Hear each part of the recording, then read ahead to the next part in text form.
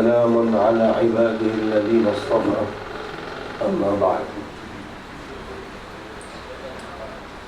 علماء گرامی قدر،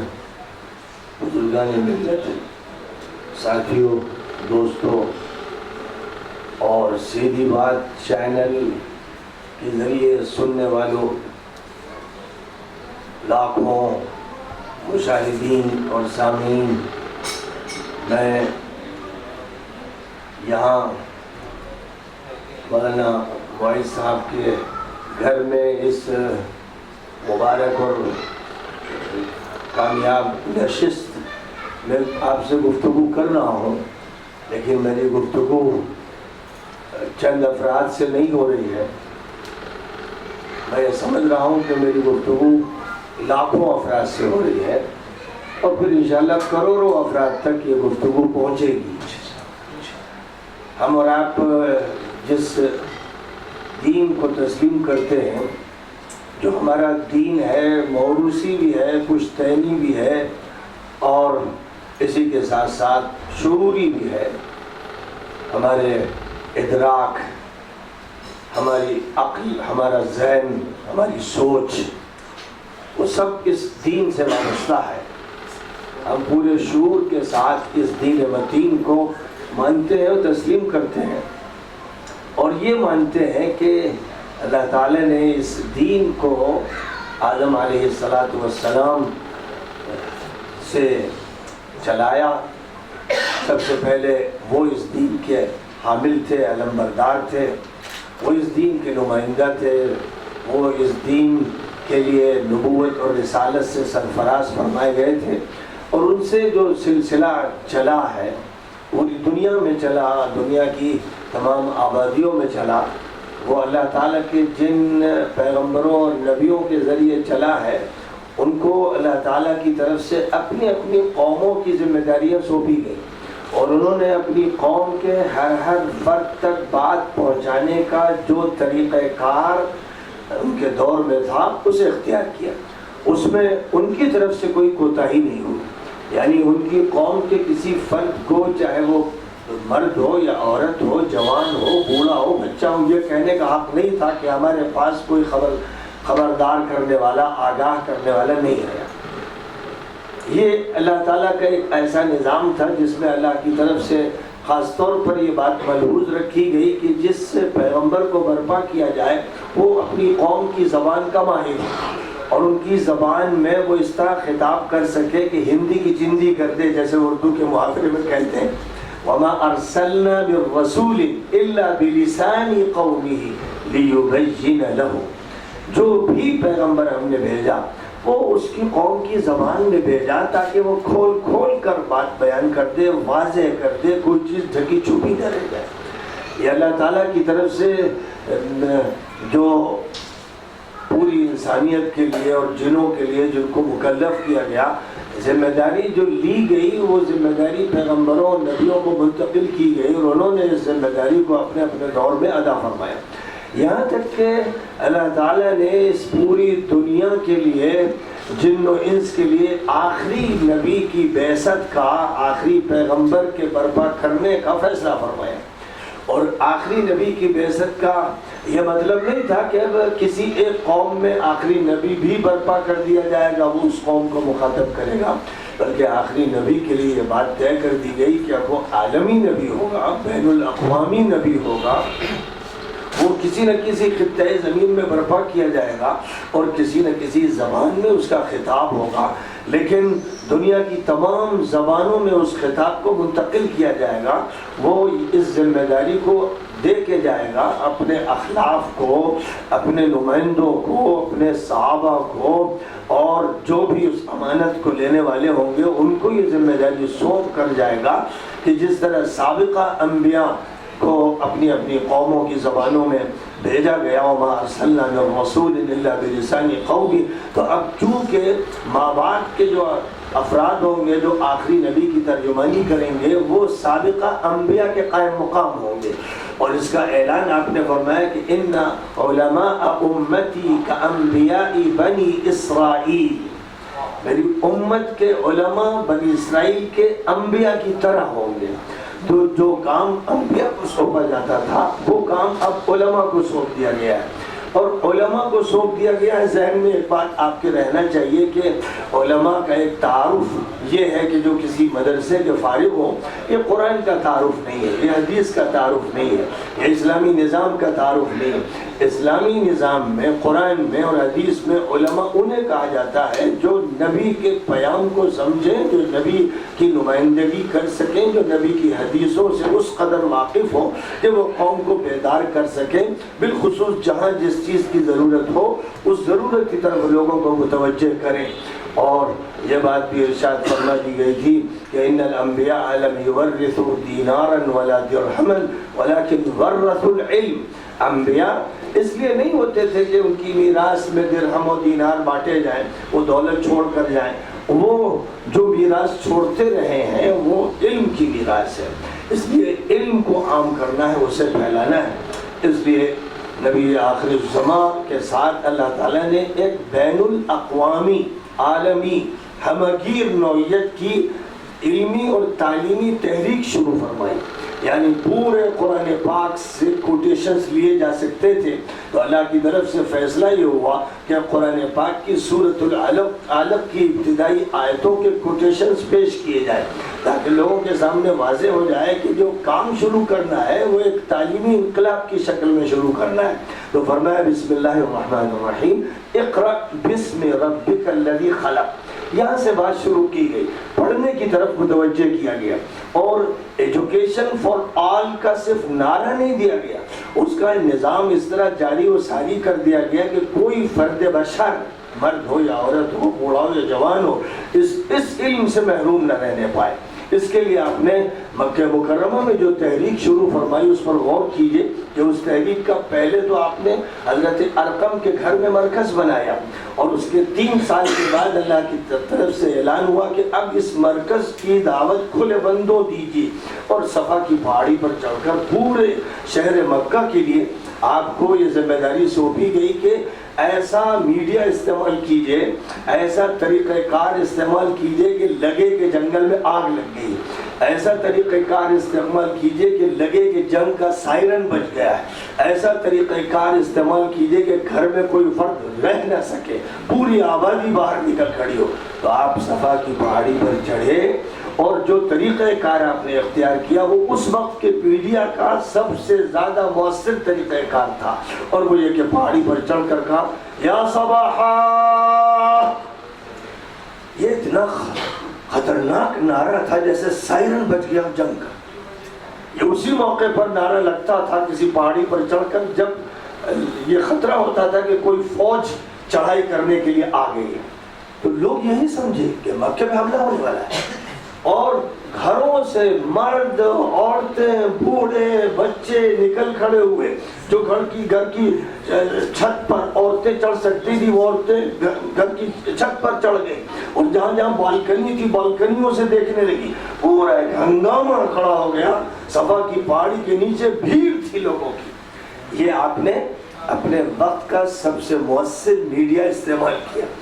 یہ جاہلیت کے دور میں استعمال ہوتا تھا، اور کیونکہ اسلام کی تعلیم ہے الحکمت ضالۃ المؤمن ان وجدها فهو حق بها، حکمت کی بات، دانشمندی کی بات مسلمان کا گم شدہ مال ہے، جہاں ملے، یہودی کے پاس ملے، ہندو کے پاس ملے، دنیا میں کہیں بھی ملے، وہ مسلمانوں کا مال ہے، اسے اختیار کرنا چاہیے، اسے لینا چاہیے۔ تو آپ نے وہ طریقہ اختیار کیا جس سے ساری بھیڑ جمع ہو جائے۔ پھر آپ نے ان سے یہ کہا کہ اگر میں یہ کہوں کہ اس پہاڑ کے پیچھے ایک لشکر ہے جو تم پر حملہ آور ہوا چاہتا ہے تو تم کیا تسلیم کرو گے؟ بالکل تسلیم کریں گے، آپ سچ بولتے ہیں، جھوٹ تو کبھی آپ نے بولا نہیں، اور پہاڑ پر سے آپ دیکھ رہے ہیں ہم لوگ تو پہاڑ کے دامن میں ہیں۔ تب آپ نے یہ بات فرمائی تھی کہ انی نذیر لکم بین یدی عذاب شدید، میں ایک خطرناک اور سخت ترین عذاب سے تمہیں آگاہ کرنے کے لیے یہاں اس وقت کھڑا ہوا ہوں اور اعلان کر رہا ہوں، اور میں تم سے کہتا ہوں کہ یا ایھا الناس قولوا لا الہ الا اللہ تفلحوا۔ اے لوگوں، یہ جو تمہارا دیو مالائی نظام ہے، یہ تم نے جو بت اور صنم تیار کر رکھے، یہ جو تمہاری مندریں ہیں، یہ تمہارا جو سسٹم ہے، یہ تمہیں تباہی کی طرف لے جا رہا ہے۔ تمہیں چاہیے کہ ایک اللہ کی وحدانیت کو تسلیم کرو، اس کی ذات و صفات کو مانو، اسی کے ذریعے تمہیں کامیابی ملے گی۔ تو یہ آپ نے اسلامی دعوت کے لیے، وہ دعوت جو پوری دنیا کے لیے آپ کو عطا فرمائی گئی تھی، ایک ایسا طریقہ اختیار کیا ابلاغ کا، لوگوں تک بات پہنچانے کا، اور میڈیا کا، میڈیا کے معنی ابلاغ کے ہوتے ہیں، اور نبی مبلغ ہوتا ہے، مبلغ ہوتا ہے، داعی ہوتا ہے۔ کہیں قرآن میں فرمایا کہ یا ایھا الرسول بلغ ما انزل الیک من ربک، اے رسول پہنچا دیجئے، لوگوں تک منتقل کر دیجئے، براڈ کاسٹ کر دیجئے، ریلے کر دیجئے، میڈیا میں ڈال دیجئے۔ یہ سارے ترجمے اس کے ہو سکتے ہیں، بات پہنچنی ہے لوگوں تک، اور چونکہ پہنچنی ہے تو نبی اکرم صلی اللہ علیہ وسلم نے اس کا انتظار نہیں کیا کہ میں گھر میں بیٹھا رہوں گا، سبق پڑھاؤں گا، اور جس کو پڑھنے آنا ہے آ جائے، داخلہ لے لے میرے مدرسے میں، یہ جس کو فتویٰ لینا ہے آ جائے، استفتاء پیش کر دے، یہ جس کو کسی مسئلے کے لیے کچھ پوچھنا ہے آ جائے۔ یہ رویہ انبیاء کا نہ تھا، اور نہ آخری نبی نے اس رویے کو اختیار کیا۔ آپ خود لوگوں کے پاس گئے، اور صرف یہ نہیں کہ آپ محلوں میں گئے، گاؤں میں گئے، اور لوگوں کی آبادیوں میں گئے، بلکہ آپ میلوں ٹھیلوں میں گئے، آپ ایسے بازاروں میں گئے جہاں عورتیں پوری بے حیائی کے ساتھ اور جاہلیت کے فیشن کے ساتھ موجود تھیں، ان کے سینے کھلے تھے، پنڈلیاں کھلی تھی۔ آپ نے اس پر توجہ نہیں فرمائی کہ یہ کس صورتحال سے دو چار، آپ ان کو اس حالت سے نکالنا چاہتے تھے، اور آپ ان کو سمجھانا چاہتے تھے کہ حیا کیا ہے، شرم کیا ہے، دین کیا ہے، ایمان کیا ہے۔ لہذا آپ میلوں میں گئے، ٹھیلوں میں گئے، بازاروں میں گئے، ننگی عورتوں کے بیچ میں گئے، بگڑے ہوئے جوانوں میں گئے، شرابیوں میں گئے، جواڑیوں میں گئے، ان کے اندر جا کے بات کہی، اور بات کہی حکمت سے کہی، محبت سے کہی، شفقت سے کہی، تڑپ کر کہی، ترس کھا کر کہی، جس کو قرآن نے کہا ادع الی سبیل ربک بالحکمہ والموعظۃ الحسنہ۔ اب کتنے لوگ ہیں کہ اگر کہیں ماحول ایسا ہوتا ہے بے پردگی کا یا بگڑا ہوا تو کہتے ہیں وہاں میں کیسے جاؤں، بڑے بدماش لوگ، تو دعوت کیسے دی جائے گی، سمجھایا کیسے جائے گا؟ نبی تو مشرکوں میں جا رہے ہیں، کافروں میں جا رہے ہیں، شرابیوں میں جا رہے ہیں، انہیں نکالنا چاہتے ہیں اس ماحول سے جس میں وہ مبتلا ہے۔ یہ تھا طریقہ کار، اور قرآن پاک میں یہ کہا جا رہا تھا کہ اب چونکہ آخری نبی، بین الاقوامی نبی برپا کیے گئے ہیں، ان سے کہا جا رہا تھا کہ قل یا ایھا الناس انی رسول اللہ الیکم جمیعا، آپ کہہ دیجئے کہ اے تمام انسانوں، میں اللہ کی طرف سے بھیجا گیا ہوں تم سب کے لیے، تم سب کے پاس۔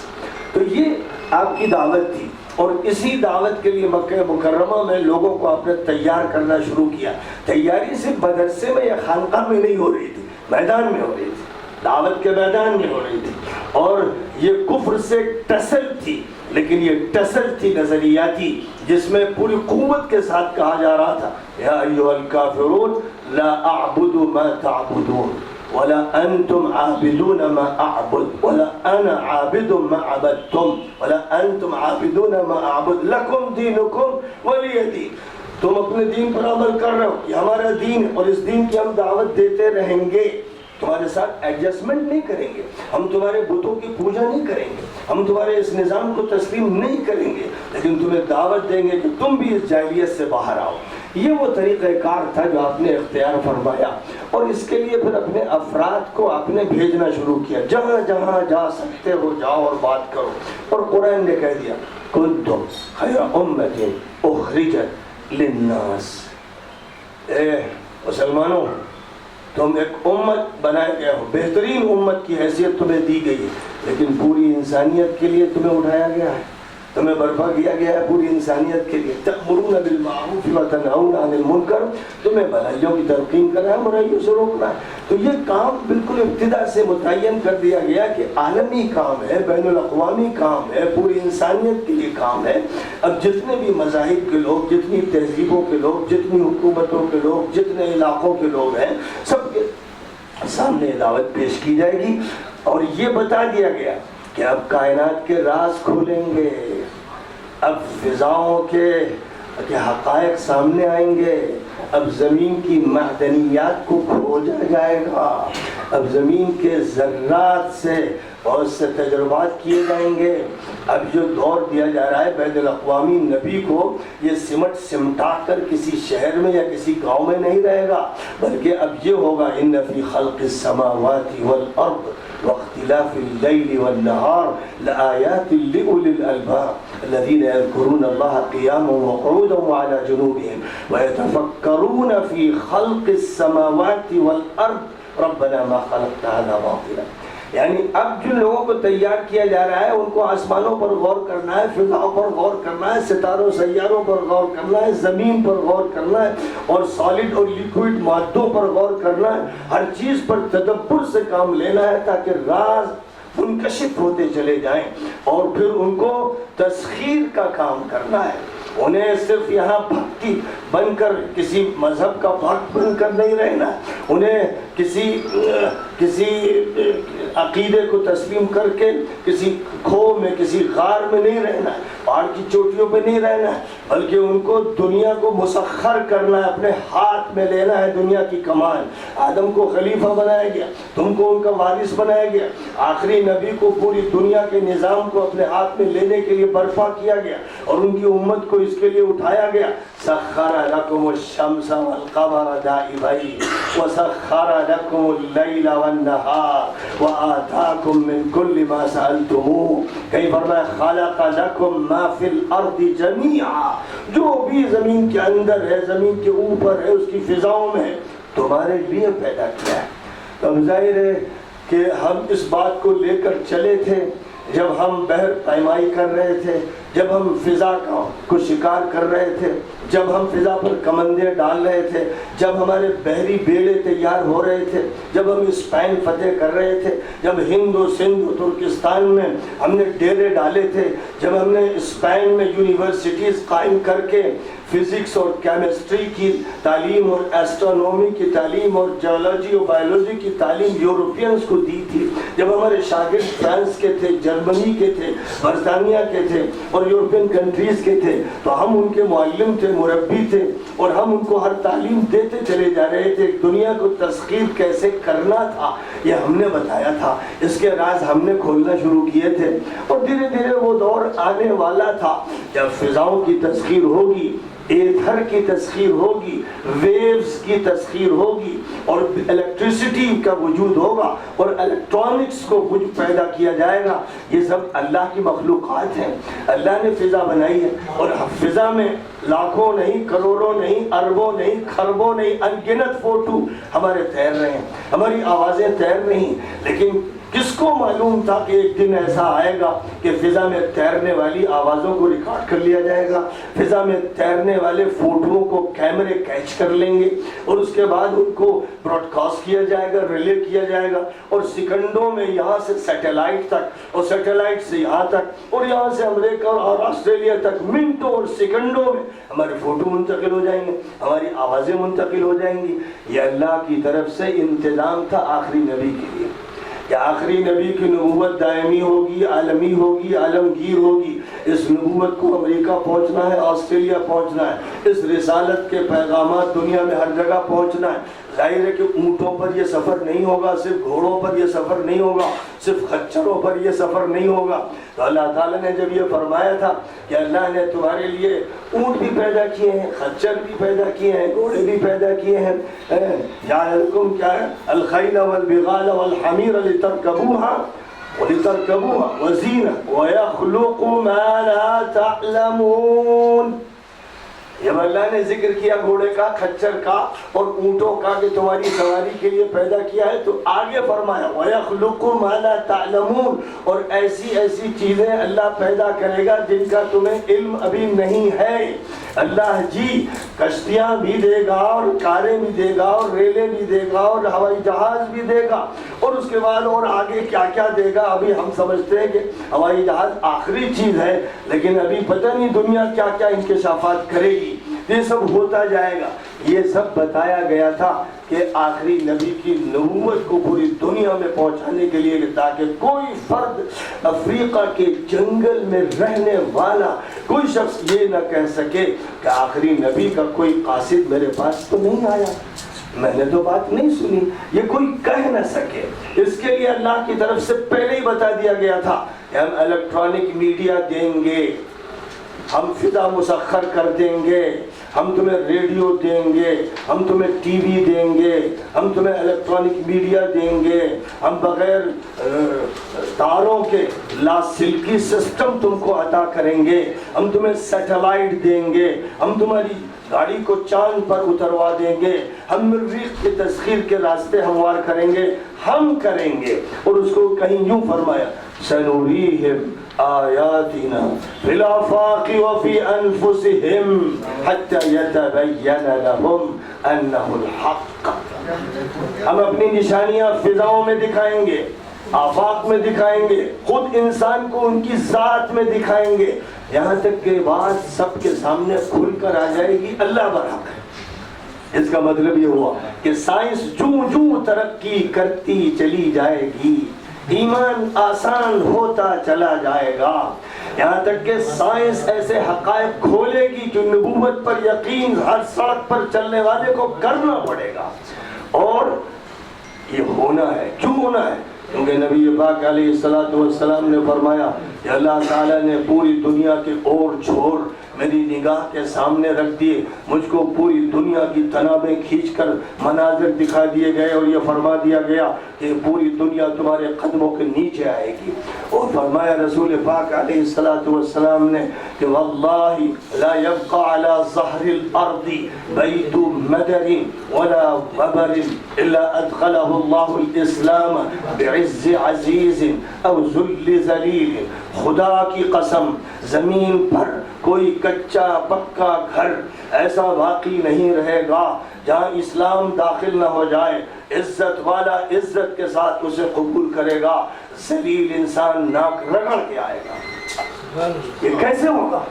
اسی طرح ہوگا کہ سائنس مسخر ہو جائے گی، علوم مسخر ہو جائیں گے، ٹیکنالوجی مسخر ہو جائے گی۔ اگر مسلمان اس قافلے کو جو اسپین میں تھا آگے بڑھاتے رہتے، اور جو قافلہ قسطنطنیہ میں تھا، محمد الفاتح نے جس وقت قسطنطنیہ کو فتح کیا اور پھر وہ استنبول ہوا، اگر وہ قافلہ آگے بڑھتا رہتا اور سامراجی طاقتوں کے ایجنٹ ہمارے درمیان نہ ہوتے اور سلسلہ رواں دواں ہوتا، تو دنیا کی تسخیر ہم نے کی ہوتی، امریکہ نے نہ کی ہوتی، روس نے نہ کی ہوتی۔ اللہ نے ہمارے لیے دنیا دی تھی، ہم نے یہ سمجھ لیا کہ بس ہم کو بھکتی بننا ہے، ہم کو زاہد بننا ہے، صوفی بننا ہے، ملا بننا ہے، ہماری دوڑ سے گھر سے مسجد تک یا خانقاہ تک یہ غلط فہم تھا جو دماغوں میں بٹھا دیا گیا، اور دین کو مسخ کر دیا گیا، اس کا حلیہ بگاڑ دیا گیا۔ قرآن تو یہ کہہ رہا تھا وَالَّذِي أَرْسَلَ رَسُولَهُ بِالْهُدَى وَدِينِ الْحَقِّ لِيُظْهِرَهُ عَلَى الدِّينِ كُلِّهِ۔ اللہ تعالیٰ نے اپنے رسول کو ہدایت دے کر اور دین برحق دے کر اس لیے بھیجا ہے کہ تمام دنیا کے مذاہب اور نظریات اور فلسفوں پر اسلام کو غالب کر دے، اس لیے بھیجا۔ اس لیے نہیں بھیجا کہ آپ لوگوں کے بیچ میں اقلیت کی طرح زندگی گزارو، مرتے جاؤ۔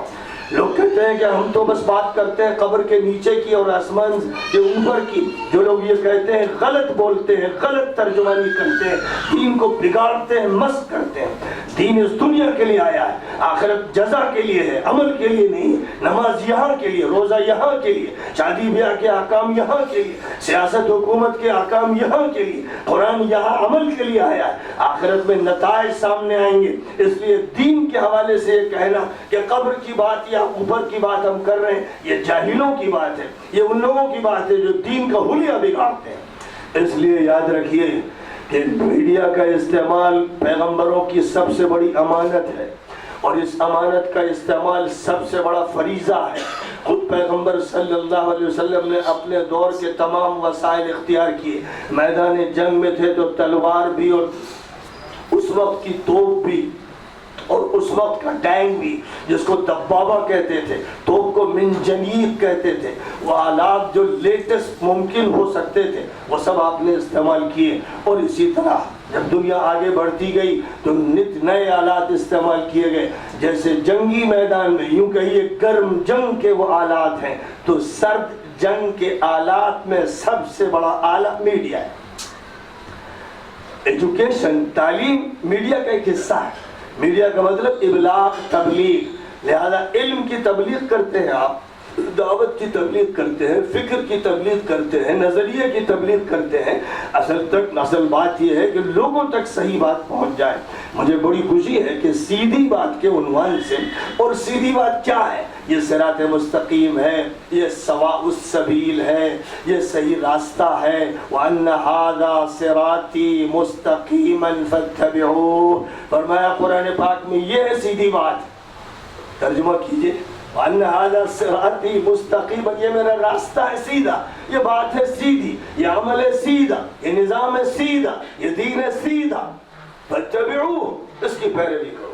تو ذمہ داری ہے سیدھی بات کی. اور جو بھی سیدھی بات سے نقطۂ نظر کو لے کر کسی بھی عنوان سے، فکر و خبر کے عنوان سے یا کسی بھی عنوان سے آگے بڑھ رہے ہیں، ان سب کی ذمہ داری ہے کہ اسلام کی ترجمانی بہتر سے بہتر طریقے پر پوری دنیا انسانیت کے سامنے کریں. اور ہم یہ یقین ہے کہ جب ہم انسانوں کو مخاطب کرتے ہیں تو جن بھی سنتے ہیں. مجھے نہیں معلوم کہ یہاں کتنے جن ہیں، لیکن ہوں گے، یہاں بھی سن رہے ہوں گے. یہاں بھی امکان ہو سکتا ہے جس طرح نبی کے پیام کو جنہوں نے سنا، صحابہ کے پیام کو سنا، اور یہ سلسلہ چلتا رہے گا. دونوں مخاطب ہیں، ایک وہ مخلوق ہے جو نظر آ رہی ہے، ایک وہ مخلوق ہے جو نظر نہیں آ رہی ہے، لیکن پوری دنیا پر حجت قائم کر دینے کا کام ہے. بڑی خوشی ہے کہ اردو میں ویب سائٹ تھی، چل رہی ہے، کنڑ میں بھی ویب سائٹ قائم ہوئی. انگلش دنیا کی اس وقت عالمی زبان ہے، دنیا کی بڑی طاقتوں کی زبان ہے. اس زبان میں ضروری ہے کہ ہمارا خطاب ہو، ہر ملک میں ہو جہاں وہ زبان چل رہی ہے اور جہاں اس زبان کی نقل ہو رہی ہے. اور ہندوستان میں سر فہرست ہندی زبان ہے، وہ سرکاری زبان ہے. اب جب وہ سرکاری زبان ہے تو قوم کی زبان ہے گویا کہ. اور وما ارسلنا من رسول الا بلسان قومی کا تقاضا ہے کہ ہندی زبان میں پوری قوت کے ساتھ ہم لٹریچر پیش کریں. اور جس طرح قرآن پاک نے جا بجا تورات کے حوالے دیے ہیں، انجیل کے حوالے دیے ہیں، زبور کے حوالے دیے ہیں، صحف ابراہیم کے حوالے، صحف نوح کے حوالے، اس لیے ہم کو چاہیے کہ ہندی پر ہم ایسی قدرت پیدا کریں کہ ہم ویدوں کے حوالے دے سکیں، ہم منو سمرتی کے حوالے سے بھی بات کر سکیں، ہم پرانوں کے حوالوں سے بھی بات کر سکیں، ہم گیتا کے حوالے سے بھی بات کر سکیں. یہ قرآن کا میتھڈ ہے، یہ انداز ہے قرآنی کہ قوم کی زبان اور قوم کی کتابوں کے حوالوں سے بات کیجیے تاکہ ان کے ذہن و دماغ میں اترتی چلی جائے اور سمجھنے میں کوئی رکاوٹ نہ پیش آئے. اس لیے میں چاہوں گا کہ یہ سلسلہ اتنا آگے بڑھے ہندی میں کہ ہر مندر میں سنا جائے، ہر ہندو آبادی میں سنا جائے. کمبھ میلے میں لوگ سیدھی بات کا چینل لگا کے سنیں کہ ہندی میں جو بات کہی جا رہی ہے بڑی دل لگتی بات ہے، بڑی اچھی بات ہے، بڑی سیدھی بات ہے. سنت سنیں، مہنت سنیں، بڑے بڑے اسکالرز سنیں، بنارس کی ہندو یونیورسٹی کے طلبہ اور اساتذہ سیدھی بات کا ہندی چینل سنیں، سننے پہ مجبور ہو جائیں. ایسے افراد کی خدمات حاصل کی جائیں اور ایسے حوالوں سے بات کی جائے جو نہایت مؤثر ہو. اور بڑی خوشی ہوگی انشاءاللہ جب عربی کی ویب سائٹ بھی شروع ہوگی، اس وقت پھر اس موضوع پر بات ہوگی، کیونکہ سب سے بڑی مصیبت آج عالم عربی میں ہے. عالم عربی سے یہ دین اٹھا تھا، مکہ مکرمہ اس کا مرکز تھا، مدینہ منورہ اس کا دارالخلافت بنا، پھر کسی دور میں کوفہ اس کا دارالخلافت ہوا، پھر دمشق دارالخلافت ہوا، پھر بغداد دارالخلافت ہوا، پھر کبھی مصر اس کا قاہرہ دارالخلافت بن گیا، کبھی اسپین وہاں کے دور کے لیے دارالخلافت رہا. یہ مختلف دنیا کے دارالخلافت رہے. اور کبھی دلی کو اس ملک کے اسلامی نظام کا دارالخلافت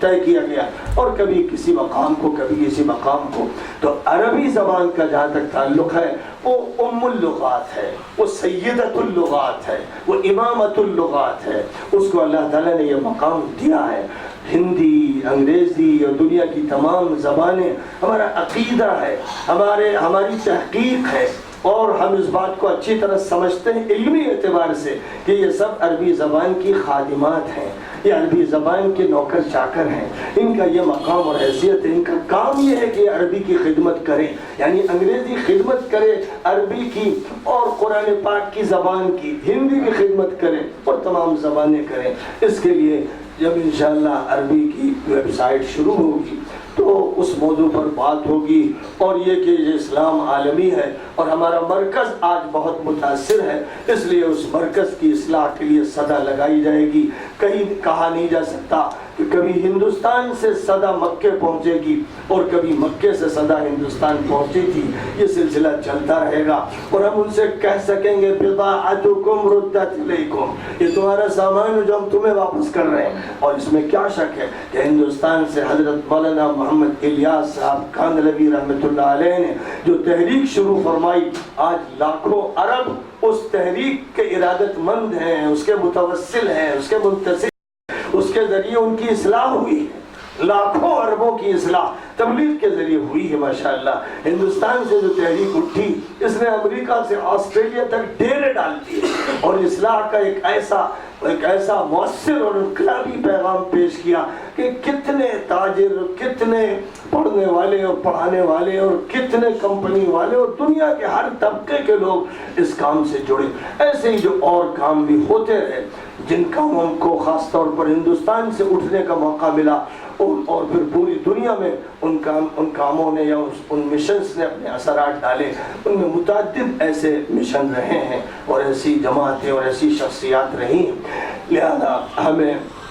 اچھی امید رکھنی چاہیے، اور میں بہت ہی مبارکباد دیتا ہوں مولانا انصار عزیز صاحب کو کہ اللہ تعالیٰ نے ان کو بڑی قبولیت عطا فرمائی، بڑی توفیق عطا فرمائی۔ اللہ کی اس توفیق پر وہ بہت شکر کرتے رہیں، شکر ادا کرتے رہیں، شکرانے کی نماز پڑھتے رہیں، اللہ کا ذکر ہر وقت زبان میں پر رکھیں، دل میں رکھیں، اور اپنے افراد اور ٹیم تیار کرتے رہیں۔ ایک اچھی ٹیم انگلش کی ہونی چاہیے، ایک بہت اچھی ٹیم ہندی کی ہونی چاہیے، ایک اچھی ٹیم عربی کی ہونی چاہیے، ایک کنڑ کی ہونی چاہیے، اور اردو کی ہونی چاہیے۔ اچھی سے اچھی ٹیم تیار کی جائے جو زبان کے بھی ماہر ہو اور علوم سے بھی واقف ہو، حالات پر جن کی اچھی نظر ہو، صحیح نظر ہو، تاکہ وہ حالات پر تبصرہ بھی کر سکیں، خبر پر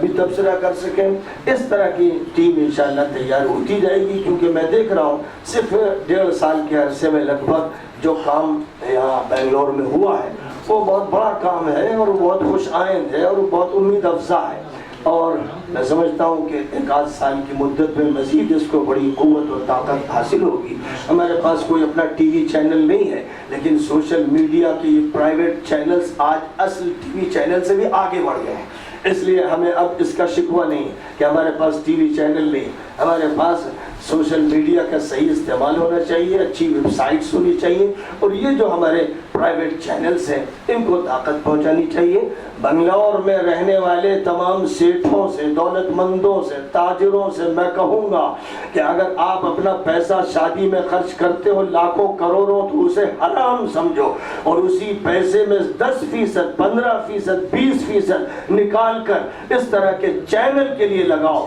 یہ اسلام کا کام ہے، یہ دعوت کا کام ہے، یہ تبلیغ کا کام ہے۔ جو لوگ اس کو نہیں سمجھ رہے ہیں اور یہ اس کو مخدوش ایک شکل میں پیش کر رہے ہیں، اس پر تبصرے کرتے ہیں، اس پر فتوے لگاتے ہیں، ان کو نہ فتووں کا ادراک ہے نہ دین کا صحیح فہم ہے۔ میں مختلف فقہی اکیڈمیوں میں شریک ہو چکا ہوں، اور 200 علماء کے بیچ میں،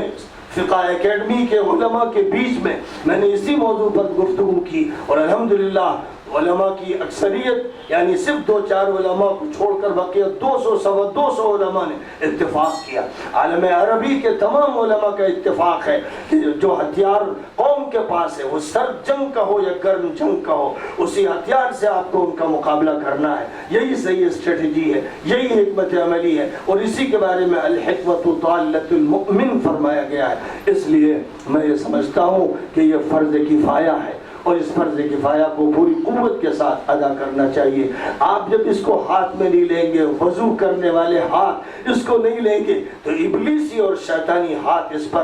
پر قبضہ کر لیں گے، اور پھر اس کے بعد سوائے فحاشی اور بدماشی کے اور کٹا کلچر کے اور ہر طرح کی برائیوں کے کچھ نظر نہیں آئے گا۔ یہ نقصان ہوا اسی لیے کہ آپ پیچھے رہتے، آپ نے آگے بڑھ کر اپنے ہاتھ میں میڈیا کو نہیں لیا، تو میڈیا پر قبضہ کر لیا شیطانوں نے۔ ضرورت ہے کہ آگے بڑھیے، ان کے ہاتھوں سے لیجئے جنہوں نے ادب کو، لٹریچر کو، زبان کو، تہذیب کو ناپاک کر دیا ہے اور فحاشی کے دلدل میں ڈھکیل دیا ہے، ان کے ہاتھ سے لیجئے، تسخیر کا عمل خود کیجئے۔ خلافت عرضی تسخیر کے بغیر حاصل نہیں ہوگی، اور یہ تسخیر کے ایک شعبے کا عمل ہے۔ اللہ تعالیٰ ہم سب کو توفیق خیر عطا فرمائے، دین کا صحیح فہم و ادراک عطا فرمائے، اور اسلام کے غلبے کی جد و جہد کے لیے ہم کو ایک سپاہی کے طور پر قبول فرمائے۔ وآخر دعوانا ان الحمد للہ رب العالمین۔